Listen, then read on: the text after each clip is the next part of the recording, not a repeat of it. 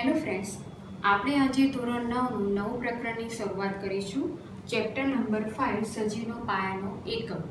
બરાબર, તો આ પ્રકરણમાં આપણે સજીવો કયા પાયાના એકમના બનેલા છે એટલે કે કોષ. બરાબર, કોષની લાક્ષણિકતાઓ શું છે, આ ઉપરાંત એકકોષીય સજીવો અને બહુકોષીય સજીવમાં શું ડિફરન્સ, શું ભિન્નતાઓ છે, તેમજ કોષમાં કઈ મહત્વની કોષીય અંગિકાઓ રહેલી છે, તેનું કાર્ય શું છે, તેની લાક્ષણિકતાઓ કઈ કઈ છે, તેનો આપણે અભ્યાસ કરવાનો છે. તો આપણે પહેલાં થોડી પ્રાથમિક માહિતી મેળવી લઈએ. તો ઈસવીસન 1665માં રોબર્ટ હુક નામના વૈજ્ઞાનિકે ઓક નામની વનસ્પતિમાંથી જે સ્ત્રાવ સરે છે એને શું કહેવાય છે, બૂચ નામનો પદાર્થ સ્ત્રવતો હોય છે. તો આ બૂચનું એણે શું કર્યું, પોતાના સૂક્ષ્મદર્શક યંત્રમાં, પોતાને સ્વનિર્મિત એને પોતે બનાવેલું. બરાબર, તો સૂક્ષ્મદર્શક યંત્રમાં એનું અવલોકન કર્યું તો એને નાના ઓરડાઓ જેવી રચના જોવા મળી. બરાબર, નાના ખાનાઓ જેવી રચના જોવા મળી. એટલે કે એ આ રચનાને એને શેના સાથે સરખાવી, મધપૂડા સાથે સરખાવી. અને તમે મધપૂડો જોયો છે, તેમાં મધપૂડામાં કેવું હોય છે કે નાના નાના ખાનાઓ પણ એક જ સમાન પ્રકારના ખાનાઓ તમને જોવા મળતા હોય છે. બરાબર, તો રોબર્ટ હુકે આને શું નામ આપ્યું,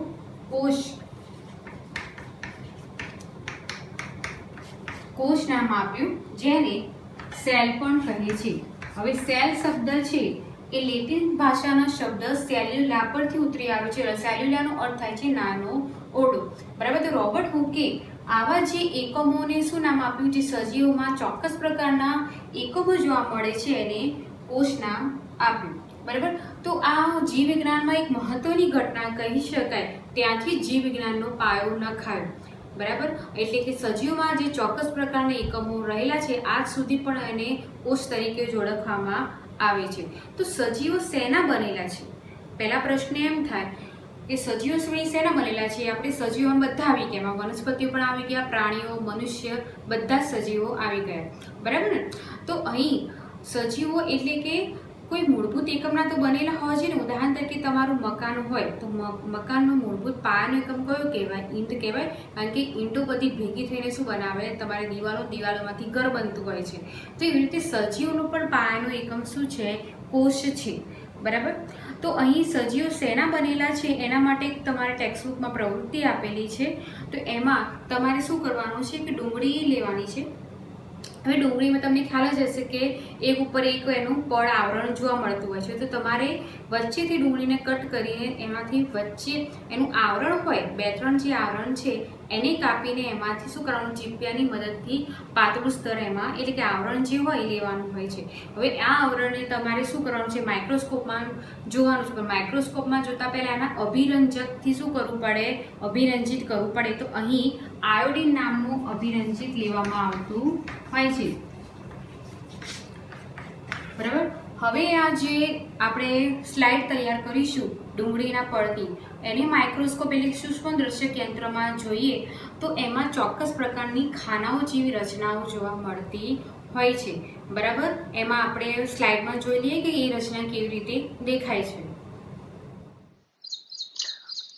વિદ્યાર્થી મિત્રો, અહીં તમે જોઈ શકો છો કે ડુંગળીને છાલના કોષો જે માઇક્રોસ્કોપમાં એની આકૃતિ કેવી દેખાય છે એની સ્લાઇડ બતાવેલી છે. તો અહીંયા તમે જોઈ શકો છો કે બધા જ કોષો એક નિયમિત ચોક્કસ આકાર ધરાવે છે. અને અહીંયા જે સેન્ટરમાં જે છે એ શું છે, તમારું એટલે કે ડુંગળીના છાલનું કોષ કેન્દ્ર છે. બરાબર, હવે કોષ કેન્દ્રની આજુબાજુ અહીંયા કોષરસ પ્રવાહી પણ હોય છે. તો અહીંયા નિયમિત આકારના કોષો આપણે દેખી શકાય છે. બરાબર, જેને શું રોબર્ટ હુકે શું નામ આપ્યું, કોષ નામ આપેલું. તો આવી રીતે અલગ અલગ સજીવોમાં ચોક્કસ પ્રકારના કોષોનો જોવા મળતા હોય છે. મિત્રો, અહીં તમે સ્લાઇડમાં જોયું. બરાબર, તો ચોક્કસ પ્રકારના ખાનાઓ જેવી રચના જોવા મળે છે. તમે એને દોરી શકો.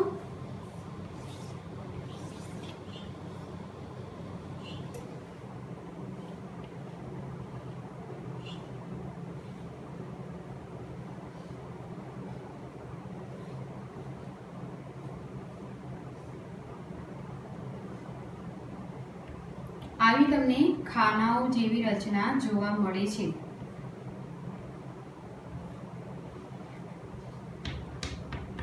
હવે અહીંયા જે વચ્ચે તમને દેખાય છે દરેક ખાનાની અંદર જે ટપકા જેવી રચના છે એને શું કહેવાય છે? કોષ કેન્દ્ર કહે છે. બરાબર. તો આ તમે ડુંગળીના કોષોનું જ્યારે સૂક્ષ્મદર્શક યંત્રમાં અવલોકન કરો છો તો આ જે ખાનાઓ જેવી રચના દેખાય છે એને શું કહેવાય છે? કોષ કહેવાય છે. આવા બધા કોષો ભેગા મળીને ડુંગળીના આવરણની રચના કરતા હોય છે. બરાબર.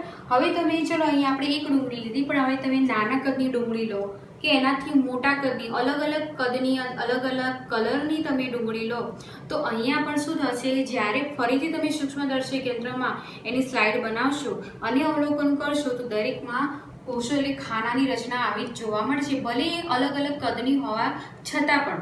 બરાબર. અથવા એનો રંગ પણ ભિન્ન હશે, પરંતુ શું થાય છે કે ખાનાઓની એટલે કોષની રચના તો સરખી જ જોવા મળતી હોય છે.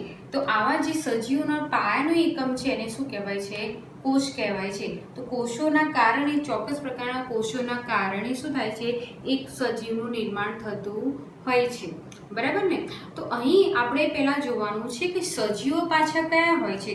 સજીવો શું એક જ પ્રકારના કોષોથી બનેલા હોય છે? સજીવોમાં પણ બે પ્રકારના છે, એકકોષી સજીવો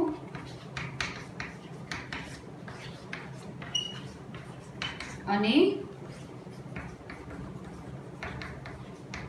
બહુકોષી સજીવો.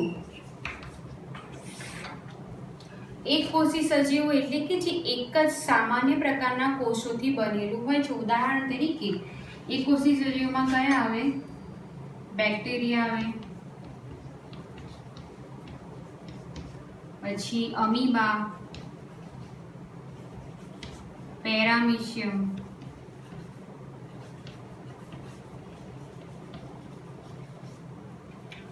આ જે ઉદાહરણો છે એ એકકોષી સજીવોના ઉદાહરણો છે કે જે એક જ પ્રકારના કોષોના બનેલા હોય છે.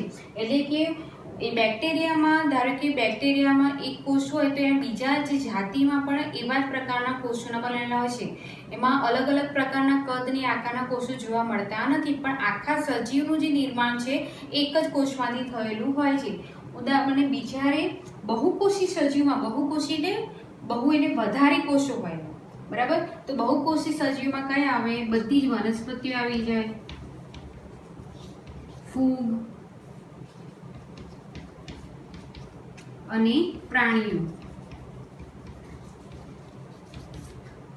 બહુકોષી સજીવમાં વનસ્પતિ, ફૂગ અને પ્રાણીઓનો સમાવેશ તો હોય છે. પણ અહીં બહુકોષી સજીવમાં શું હોય છે? કોષો તો હોય છે, પણ દરેકમાં કોષોનો સમૂહ બધા ભેગા થઈને અલગ અલગ શું બનાવે છે? પેશીનું નિર્માણ કરે છે. પેશીમાંથી અંગ અને અંગમાંથી તંત્રનું નિર્માણ થતું હોય છે. હવે તમને ખ્યાલ હશે કે બહુકોષી સજીવોમાં પણ અલગ અલગ જૈવિક ક્રિયાઓ થતી હોય છે, પરંતુ એક સામાન્ય બાબત બંનેમાં કહી શકાય કે એકકોષી સજીવ હોય કે બહુકોષી સજીવ હોય, પણ પોતે જ્યારે એક સજીવમાંથી બીજા સજીવનું નિર્માણ થાય છે એટલે કે પોતે પૂર્વ અસ્તિત્વ ધરાવતા સજીવમાંથી ઉત્પન્ન થતા હોય છે. કેવી રીતે? તો એકકોષી સજીવ એક કોષના બનેલા હોય છે. બરાબર. એક જ પ્રકારના કોષોના બનેલા હોય છે, પણ જ્યારે નવી સંતતિ એટલે નવા કોષનું નિર્માણ થાય છે એટલે વિભાજન થઈને સેમ એટલે કે જે પૂર્વ સજીવ હોય, બરાબર, પિતૃ સંતતિ જેવો જ નવો કોષ ઉત્પન્ન થતો હોય છે વિભાજન બાદ. અને બહુકોષી સજીવોમાં જ્યારે નવા કોષનું નિર્માણ થતું હોય છે એ પણ શું થાય છે? જે એક જ પ્રકારના કોષોમાંથી થતું હોય છે. એટલે આપણે એવું કહી શકાય કે બધા જ સજીવો પૂર્વ અસ્તિત્વ ધરાવતા સજીવોમાંથી ઉત્પન્ન થયા છે. તો તમને કારણ પૂછે તો તમારે આ સમજાવવું પડે. એકકોષી સજીવો, બહુકોષી સજીવમાં શું રચના છે, બરાબર, અને એક જ પ્રકારના પૂર્વ અસ્તિત્વ ધરાવતા કોષોમાંથી ઉત્પન્ન થતા હોય છે. ઓકે, આટલી સુધી ખ્યાલ આવી ગયો તમને? ઓકે, નેક્સ્ટ જોઈએ હવે.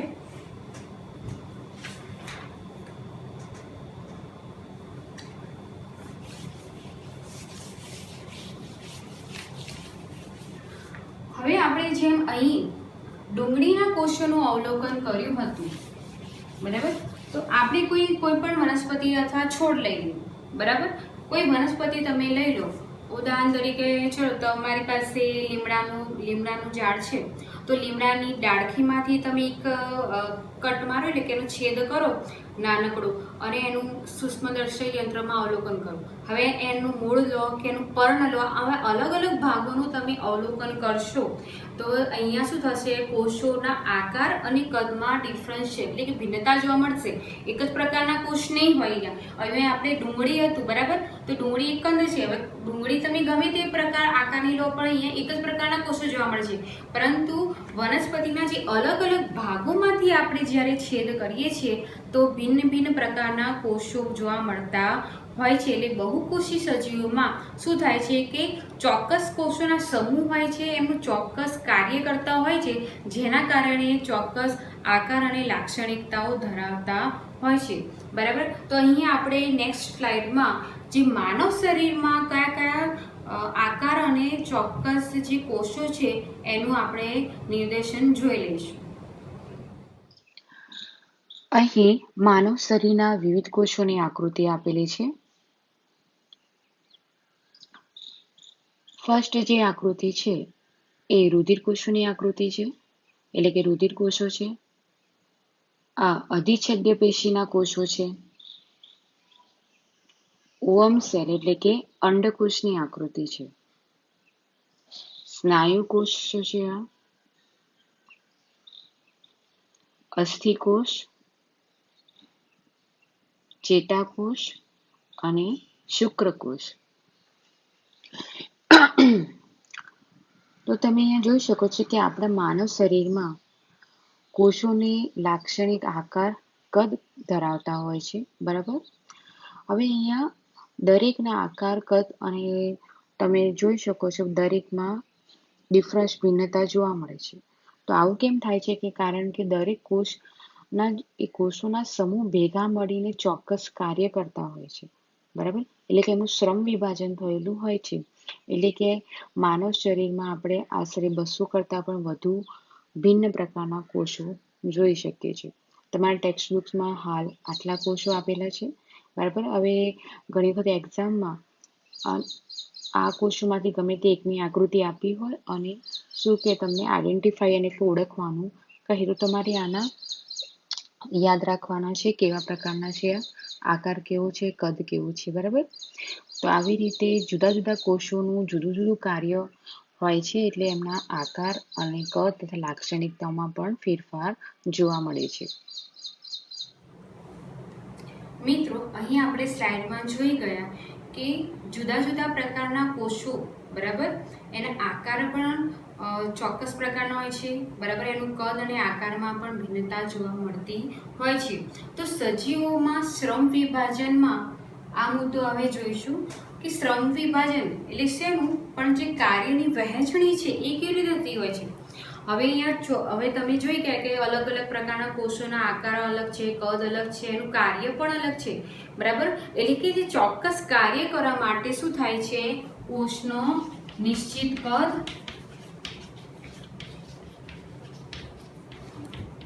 અને આકાર ધરાવે છે. પણ શેના માટે, કોઈ ચોક્કસ કાર્ય કરવા માટે કોષોના આકાર અને કદમાં ભિન્નતાઓ જોવા મળતા હોય છે. હવે એકકોષી સજીવમાં આપણે જોઈ ગયા કે એક પ્રકારના કોષો હોય છે, અને બહુકોષીય સજીવમાં શું થાય છે, કોષોના સમૂહ ભેગા મળીને પેશી અને તંત્રનું નિર્માણ થતું હોય છે. હવે એકકોષી સજીવમાં ઉદાહરણ તરીકે આપણે અમીબા લઈ લઈએ તો અમીબામાં શું હોય છે કે એકકોષી સજીવ તો છે, બરાબર, પણ અહીંયા અમીબા અનિયમિત આકાર ધરાવતું હોય છે. બરાબર. એમાં પણ ભલે એક જ પ્રકારના કોષોનું બનેલું છે, છતાં પણ તેમાં શું થાય છે, ખોરાકનું પાચન પણ થતું હોય છે, ઘટકોનું શોષણ પણ થાય છે અને ઉત્સર્જન પણ થતું હોય છે, જે ભલે બહુકોષી સજીવોમાં થતું હોય. હવે ઉચ્ચ પ્રકારના બહુકોષી સજીવોમાં એટલે મનુષ્ય, પ્રાણીઓ આવી ગયા, એમાં કેવું હોય છે કે અલગ અલગ કાર્ય કરવા માટે જુદા જુદા કોષોના સમૂહ ભાગ લેતા હોય છે. બરાબર. ઉદાહરણ તરીકે આપણું હૃદય છે એ શું કરે છે, રુધિરનું વહન કરે છે. પછી જઠરમાં બી ખોરાક ખોરાકનું પાચન થતું હોય છે, પછી તમારે કિડનીમાં બરાબર મૂત્રાશય એટલે ઉત્સર્જનનું કાર્ય થતું હોય છે. હવે દરેક અંગના કોષો કેવા હોય છે, નિશ્ચિત આકાર ધરાવતા હોય છે. તમારા મસલ્સ એટલે કે સ્નાયુ કોષોનો આકાર અને કદમાં પણ ભિન્નતા જોવા મળે છે, કારણ કે એ દરેક કોષોનું કાર્ય કેવું હોય છે, અલગ અલગ હોય છે. અને એમાં શું થાય છે, કાર્યની વહેંચણી પ્રમાણે કોષોનો આકાર અને કદમાં ભિન્નતા જોવા મળતી હોય છે, બરાબર. પણ એક કોષી સજીવ હોય કે બહુકોષી સજીવો હોય, પણ એમાં એક સામાન્યતા લક્ષણ કયું જોવા મળશે, દરેક કોષમાં એક તો કોષ કેન્દ્ર, કોષ રસ જોવા મળતું હોય છે. આ દરેક કોષમાં હશે, ભલે એક કોષી સજીવ હોય કે બહુકોષી સજીવો હોય, બરાબર. એમાં કોષ કેન્દ્ર અને કોષ રસ તો જોવા મળે છે. તો આપણે એકકોષી સજીવ અને બહુકોષી સજીવમાં ડિફરન્સ શું છે, બરાબર. સજીવને પાયાનો એકમ એટલે કે કોષને પાયાનો એકમ કેમ કહે છે, બરાબર ને.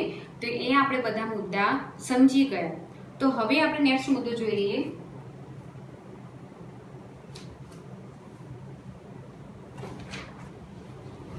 ઓકે, તમારે આ જે મુદ્દા શીખી ગયા એને આધારિત પ્રશ્નો આપેલા છે ઇન્ડેક્સમાં, એ જોઈ લઈશું આપણે.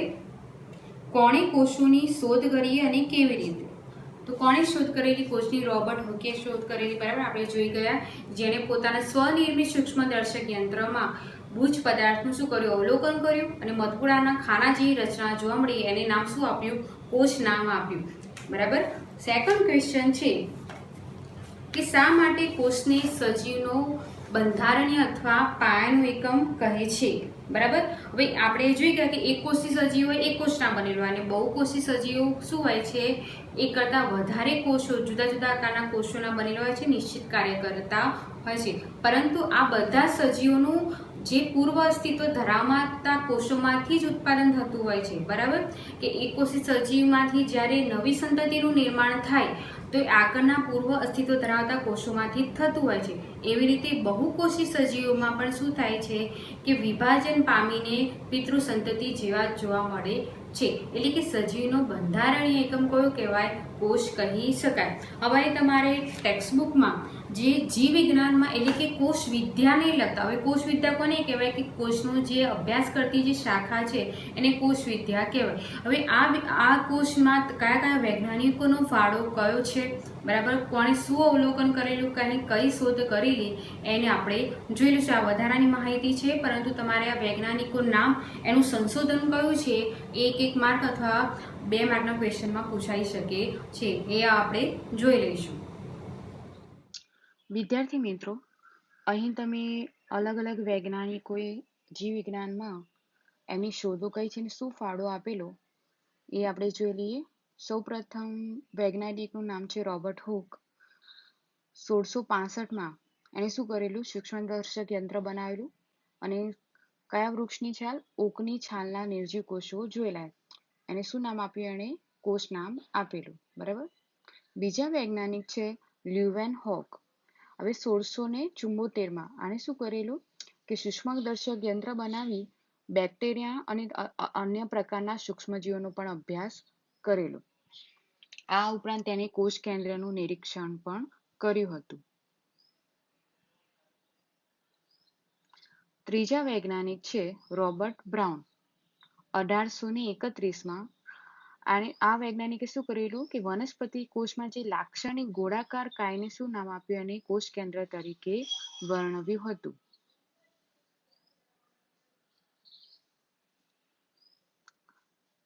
ચોથા વૈજ્ઞાનિક છે પરકિન્સે. 1839માં આ વૈજ્ઞાનિકે કોષમાં રહેલા જીવંત પ્રવાહી દ્રવ્યને શું નામ આપ્યું, પ્રોટોપ્લાઝમ એટલે કે જીવરસ નામ આપ્યું હતું. પાંચમા વૈજ્ઞાનિક છે સ્લેડન અને સ્વોન, બરાબર.